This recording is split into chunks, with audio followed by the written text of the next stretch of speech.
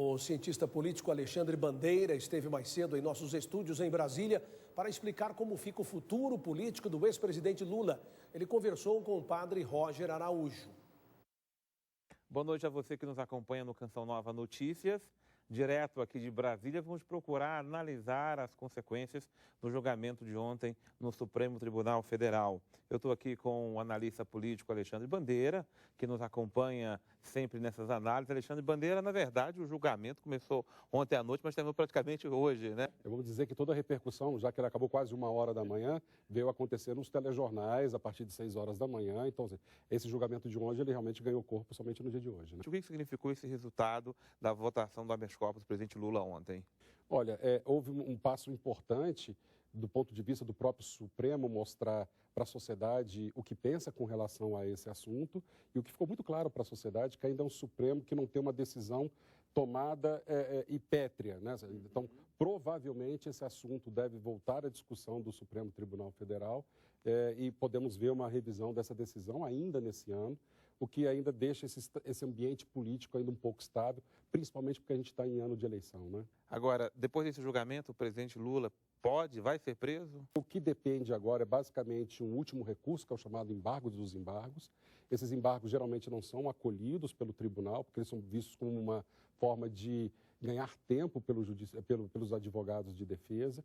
E aí, a partir desse momento, existe um prazo, e esse prazo deve estar batendo mais ou menos no dia 10 ao dia 11 de abril, uma janela em que o próprio TRF4 devolva essa decisão para a primeira instância, para que o juiz Sérgio Moro possa definir o momento em que ele pode arbitrar a prisão do ex-presidente Lula. Agora, e o que a defesa do presidente Lula ainda pode fazer? Existe esse embargo dos embargos ainda, existem alguns recursos que ele pode fazer ainda no STJ, mas esses recursos em terceira instância, eles devem acontecer já com o ex-presidente Lula em restrição de liberdade. Preso ou não, ele pode ser candidato a presidente? Para falar a verdade, ele está enquadrado dentro da lei da ficha limpa, que diz que uma pessoa condenada em colegiado em segunda instância se enquadra dentro da lei da ficha limpa. Ele não é candidato. O que pode acontecer, ele pediu um registro ao TSE da sua candidatura, ele tem até o dia 15 de agosto para poder fazer isso, e aí ele concorrer sob uma liminar. E aí o tribunal tem que se debruçar sobre essa liminar para saber se autoriza que esse candidato, que a princípio é ficha suja, possa concorrer ou não à eleição de 2018. E se ele concorre e por acaso é eleito, ele pode ser empossado? Depende. Ele pode ser empossado e se o julgamento acontecer antes da posse dele, o próprio TSE pode fazer a anulação da candidatura do presidente. Se for pós-eleição, o TSE pode fazer a cassação do mandato de presidente.